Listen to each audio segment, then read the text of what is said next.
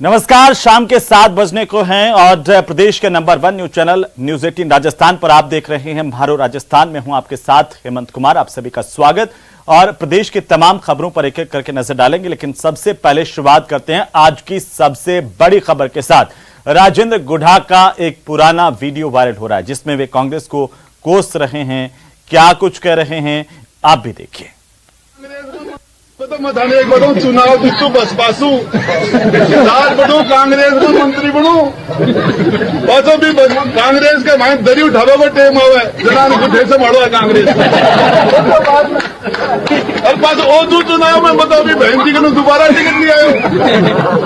पहले ले टिकट बसपासू दियो, जीतो, अब ओदू टिकट लिया बहन जी को ले बोले अरे पास ओजू चुनाव जीते और ओजू कांग्रेस में ओजू मंत्री में खेल में कोई कमी है क्या? मेरा सो बढ़िया 6 फुट 4 इंच को हिलाइड और बैठन को नहीं मिलेगो। 6 फुट 4 इंच को हिलाइड और उम्र ही कौन छोटा है। तो राजेंद्र गुढ़ा ने नवंबर 2021 में ही यह बता दिया था कि वीडियो में राजेंद्र गुढ़ा कांग्रेस को जमकर के कोसते हुए नजर आए और उन्होंने तमाम बातें भी कही। आपको बता दें कि आज लगातार गुढ़ा के इस बयान को लेकर के और लाल डायरी को लेकर के सदन में जमकर हंगामा देखने को मिला। तो वहीं शुक्रवार को गहलोत मंत्रिमंडल से बर्खास्त किए गए राजेंद्र गुढ़ा ने सोमवार को विधानसभा में लाल डायरी पर जमकर हंगामा किया, लाल डायरी लहराई और इस पर जमकर बवाल हुआ गया। नौबत हाथापाई तक की आ गई। सदन में निकाले जाने के बाद गुढ़ा ने प्रदेश की सरकार के खिलाफ जिस तरह से गंभीर आरोप लगाए हैं, उसने प्रदेश के चुनावी माहौल में नया रंग ला दिया है। ये खास रिपोर्ट देखिए।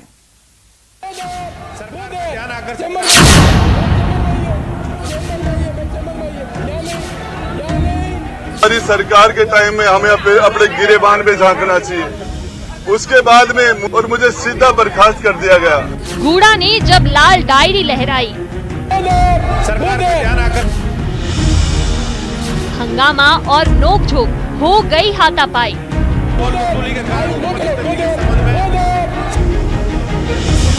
लाल डायरी पर सदन में जमकर बवाल।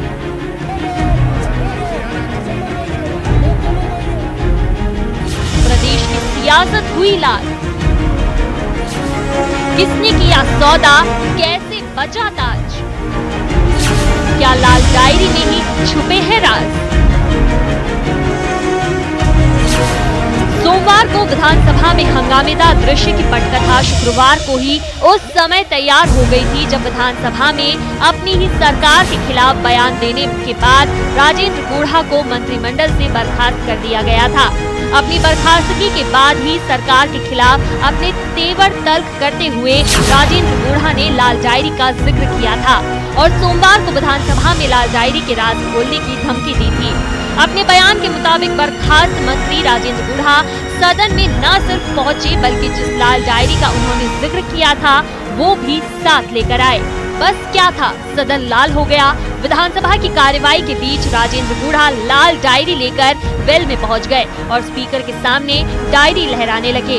गुढ़ा ने लाल डायरी की बातों को सदन में रखने की बात कही, लेकिन स्पीकर सीपी जोशी ने इसकी इजाजत नहीं दी। उन्होंने गुढ़ा को अपनी सीट पर जाने के लिए कहा। स्पीकर ने गुढ़ा से चेंबर में मिलने को कहा और वहां से तत्काल चले जाने को कहा, लेकिन गुढ़ा स्पीकर के आसन के सामने लगातार लाल डायरी लहराते रहे। काफी देर तक गुढ़ा की स्पीकर से नोकझोंक होती रही। स्पीकर ने गुढ़ा को सदन से बाहर निकालने तक की चेतावनी दी, लेकिन वो नहीं माने। लाल डायरी की बात हुई है। उन्होंने कहा कि लाल डायरी अगर उसका राज खुल जाता तो रिकॉर्ड नहीं होगा, रिकॉर्ड नहीं होगा, रिकॉर्ड नहीं होगा, नैन बेनीवाल, रिकॉर्ड नहीं होगा, नैन बेनीवाल। कुछ राष्ट्रीय राजमार्गों के नियम विरुद्ध टोल वसूली के कारण के संबंध में सरकार का ध्यान आकर्षित करना चाहता हूं। मैं चेंबर में आइए, मैं चेंबर में आइए। काफी देर नोकझोंक के बाद गुढ़ा स्पीकर के सामने से हटे। इधर राजेंद्र गुढ़ा के डायरी लहराते ही सत्ता पक्ष के मंत्री विधायक ताव खा गए और वेल में पहुंचकर गुढ़ा को ऐसा करने से रोकने की कोशिश की। इस बीच संसदीय कार्य मंत्री शांति धारीवाल गुढ़ा को सदन से बाहर निकालने का प्रस्ताव रखने लगे, जिसके बाद राजेंद्र गुढ़ा ने शांति धारीवाल का माइक नीचे कर दिया और फिर हो गया हंगामा। नोकझोंक बढ़ी। कांग्रेस विधायक रफीक खान बीच में आ गए और फिर नौबत पहुंच गई हाथापाई तक।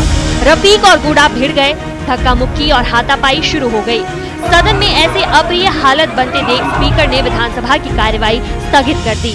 इसके बाद स्पीकर ने गुडा को सदन से बाहर निकालने को कहा और मार्शल बुलाकर सदन से निकलवा दिया। सदन से बाहर निकालने जाने के बाद गुडा ने फिर अंदर जाने की कोशिश की, लेकिन इस बार भी मार्शल ने उन्हें रोक दिया। सदन में हुए इस जबरदस्त हंगामे और सदन से निकालने जाने के बाद राजेंद्र गुडा ने सरकार के खिलाफ कई गंभीर आरोप लगाए। गुडा ने कहा कि उन पर कांग्रेस के 25 से 30 विधायकों ने हमला किया। उन्होंने कहा कि इस प्रदेश की हर बहन बेटी मेरी बहन बेटी है। मैं उन्हें अपनी बहन से भी बढ़कर मानता हूँ। मैं महाराव शेखाजी का वंशज हूँ, जिनकी 3 पीढ़ियों ने महिला सम्मान के लिए सब कुछ कुर्बान कर दिया। सत्र चल रहा था, मैं हमारे अध्यक्ष जी माननीय और अध्यक्ष जी के पास गया और मैं मेरी विधायक के रूप में मैं पूछना चाह रहा था कि अब मैं मंत्री नहीं हूं, मैं बैठूं कहां, मेरे बैठने की व्यवस्था नहीं है। मुझे विधायक के रूप में कहीं बैठने के लिए जगह नहीं दी गई थी। मुझे किस चेयर पर बैठना मैं ये पूछना चाह रहा था और मुझे क्यों मुझे बर्खास्त किया गया उस बारे में मैं मेरा वक्तव्य देना चाह रहा था और उसके अंदर मैं कहना चाह रहा था, मेरी बात मैं 2 मिनट में 5 मिनट में खत्म करना चाह रहा हूँ। अध्यक्ष जी ने मुझे बोलने की इजाजत नहीं दी। सदन में हुए इस बवाल के बाद बीजेपी ने भी सरकार पर सवाल उठाए। नेता प्रतिपक्ष राजेंद्र राठौड़ ने कहा कि कांग्रेस विधायकों ने जिस तरह मारपीट की है वो निंदनीय है। सैनिक कल्याण मंत्री रहे राजेंद्र गुडा लाल डायरी लेकर आए थे। वे राज खोलना चाहते थे, गुडा को बोलने नहीं दिया गया। मार्शलों के जरिए उनके साथ मारपीट की गई। अपने ही विधायक पर कांग्रेस के विधायक जिस तरह टूट पड़े वो शर्मनाक है। आंखों के तारे थे, आंखों की किरकिरी बनी, अचानक बर्खास्त किया गया। हम भी जानना चाहेंगे कि वो मंत्री बर्खास्त है या मंत्री के पद पर अभी भी आरूढ़ है। हम सदन में भी जानना चाहेंगे, कारण भी जानना चाहेंगे। और गुडा जी ने सदन के बाहर जो आरोपों की झड़ी लगाई है और यहाँ तक कह दिया कि सदन के नेता जेल में होते अगर वो लाल डायरी लेकर नहीं भागते। मैं समझता हूँ कुछ सवाल ऐसे हैं जिनका उत्तर राजस्थान की जनता इंतजार कर रही है। उन्होंने आरोप लगाया कि भारतीय जनता पार्टी और विशेष तौर पर मुझे और उन्होंने मिली भगत का आरोप लगाया। अगर उनके पास ये प्रमाण थे तो उनको फिर मंत्री परिषद के में नवाजा क्यों, किसने उनको कहा था? उन्होंने कुछ और भी मेरे पर आरोप लगाया कि मैंने अकूत संपत्ति अर्जित कर रखी है, तो सरकार लिए बैठे हैं। मैंने विधानसभा के चुनाव में एक शपथ पत्र दिया था, उसमें मेरी संपत्ति अंकित है। उससे इतर कोई संपत्ति है तो कौन मना करता है? किसने हाथ पकड़ कर रखे हैं? 4.5 साल की सरकार अंतिम पायदान पर है। अब उन्हें मिली भगत भी नजर आती है और अब हमारे बारे में उल्टी सीधी टिप्पणियां भी करते हैं। ये जनता है, ये सब जानती है। इधर कांग्रेस ने गुडा के खिलाफ कार्रवाई करते हुए उन्हें पार्टी से निष्कासित कर दिया। वहीं जब 2 बजे से दोबारा सदन की कार्रवाई शुरू हुई तो बीजेपी विधायकों ने इस मामले को लेकर जमकर हंगामा किया। इस बीच सीएम के सलाहकार और सिरोही के विधायक संयम लोढ़ा ने सदन में लाल डायरी वाले मामले को लेकर बीजेपी पर निशाना साधा और स्पीकर के अपमान का आरोप लगाया। माननीय सभाध्यक्ष महोदय, मैं इनके कृत्य की भर्त्सना करता हूँ। लानत है तुम्हारे ऊपर, तुम्हारे कीड़े पड़ेंगे, कोई तुम्हें पूछेगा नहीं। हंगामा लगातार जारी रहा। हंगामे और शोर शराबे के बीच कई विधायी कार्य निपटाए गए। इस बीच बीजेपी कई विधायक वेल में आ गए और आसन को लाल डायरी दिखाते रहे। इस दौरान पेपर फाड़कर भी वेल में उछाले गए। पेपर के कई टुकड़े आसन तक भी पहुंचे। इसके बाद आरएलपी के विधायक नारायण बेनीवाल ने लाल डायरी वाली बात को लेकर सीएम और बीजेपी पर निशाना साधा। साथ ही स्पीकर से ये मांग की कि लाल डायरी की जांच होनी चाहिए ताकि प्रदेश की 8.5 करोड़ जनता ये जान सके कि आखिर लाल डायरी में क्या है। माननीय अध्यक्ष महोदय, यदि इस लाल डायरी की जांच भारतीय जनता पार्टी के सारे सदस्य करें तो देश के अंदर इनका राज है। इस लाल डायरी की जांच भी करा लें। लेकिन मुझे तो लग रहा है क्योंकि मुख्यमंत्री जी ने सार्वजनिक मंच से कहा था कि यदि वसुंधरा जी नहीं होती तो मेरी सरकार नहीं बचती, तो कहीं ना कहीं इस लाल डायरी के अंदर भारतीय जनता पार्टी के विधायकों के नाम भी हो सकते हैं। हंगामा बढ़ता देख स्पीकर ने सदन की कार्यवाही फिर स्थगित कर दी। लेकिन लाल डायरी को लेकर सोमवार को विधानसभा में जो हुआ वो अब सदन तक नहीं रहने वाला है। इस लाल डायरी ने प्रदेश की सियासत को लाल कर दिया है। डायरी में छुपे राज को लेकर सदन में हुआ बवाल आने वाले दिनों में बड़ा मुद्दा बनने वाला है। न्यूज़ 18 राजस्थान के लिए जयपुर से सौरभ गृहस्थी और सुधीर शर्मा के साथ बाबू धायल की रिपोर्ट। तो वहीं गुढ़ा के सियासी हंगामे के बाद बीजेपी ने भी इसको खूब भुनाया। नेता प्रतिपक्ष राजेंद्र राठौड़, उपनेता प्रतिपक्ष सतीश पूनिया समेत बीजेपी के नेताओं ने क्या कुछ कहा, यह भी आप सुनिए। लाल डायरी को सत्तारूढ़ दल के लोगों ने कब्जा किया, वो निंदनीय है। सदन के अंदर कोई भी कागजात है, चाहे वो टेबल पर रखा जाए या सदन में कोई सदस्य उसको रख दे, वो सदन की संपत्ति है। अध्यक्ष को चाहिए था कि उसको खुलासा करते इसमें क्या है क्या नहीं है, पर सरकार बचना चाहती है। ये लाल डायरी का कैंपेन अब राजस्थान के गली मोहल्ले में जाएगा। हम सदन और सड़क पर इसकी लड़ाई लड़ेंगे और मदन दिलावर जी का निलंबन अगर रद्द नहीं हुआ तो अब भी जब भी सदन जुटेगा हम विरोध करेंगे, सदन को नहीं चलने देंगे। उस लाल डायरी में ऐसे कैसे राज हैं, उनका खुलासा उदारता से मुख्यमंत्री को करना चाहिए, क्योंकि ये उस वक्त की बात है जिस समय सरकार पर संकट था, कांग्रेस पार्टी में विग्रह था और एकदम से ऐसा क्या हुआ कि जो उस लाल डायरी का रक्षक था आज उसी को बर्खास्त होना पड़ा। लेकिन सदन में इस प्रकार की कार्रवाई हो जो गलत तरीके से हो रही है, अमर्यादित कार्रवाई हो रही है, उसका विरोध करने की ताकत भी रखता हूं। सरकार अपना रुख स्पष्ट करे और लाल डायरी को प्रदेश की जनता को बताए किस किस नेताओं के हिसाब से किसको कितने पैसे राज्यसभा में दिए, किसको कितने पैसे सरकार बचाने के लिए दिए, किसको कितने पैसे। जब इनके असंतुष्ट विधायक मानेसर में जाके बैठ गए थे तो इस लाल डायरी के अंदर सारा सब कुछ अंकित था। हम ये जानना चाहते थे। मदन नहीं तो सदन नहीं, भारतीय जनता पार्टी का स्पष्ट रुख है। मदन दिलावर के बिना सदन कतई नहीं चलने देंगे।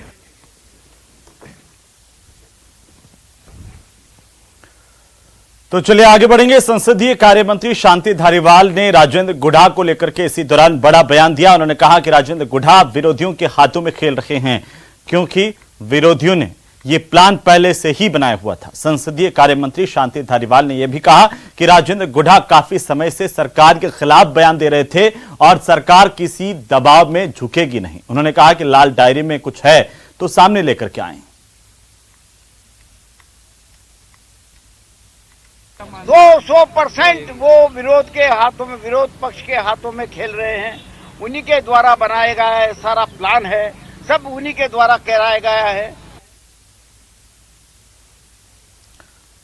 तो वहीं कांग्रेस ने मंत्रिमंडल से बर्खास्त किए गए राजेंद्र गुढ़ा पर आज एक और बड़ी कार्रवाई करते हुए उन्हें पार्टी से निष्कासित कर दिया है। मंत्रिमंडल से बर्खास्तगी के बाद गुढ़ा आज विधानसभा में लाल डायरी लेकर के पहुंचे थे, जिसके बाद सदन में जमकर हंगामा हुआ था। डॉक्टर सीपी जोशी से भिड़ गए और उसके बाद सदन में जमकर बवाल मचा। बर्खास्त मंत्री राजेंद्र सिंह गुढ़ा के पहुंचते ही राजस्थान विधानसभा में जमकर हंगामे की स्थितियां पैदा हो गई। गुढ़ा लाल डायरी लेकर के पहुंचे, स्पीकर के सामने डायरी लहराने लगे हैं।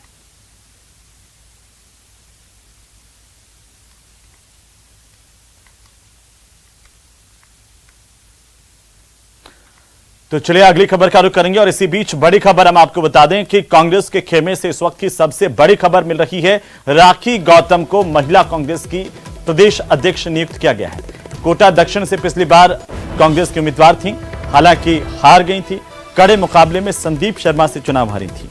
ब्राह्मण समाज से आने वाली राखी गौतम कांग्रेस पार्टी की नई महिला मोर्चा की प्रदेशाध्यक्ष होंगी।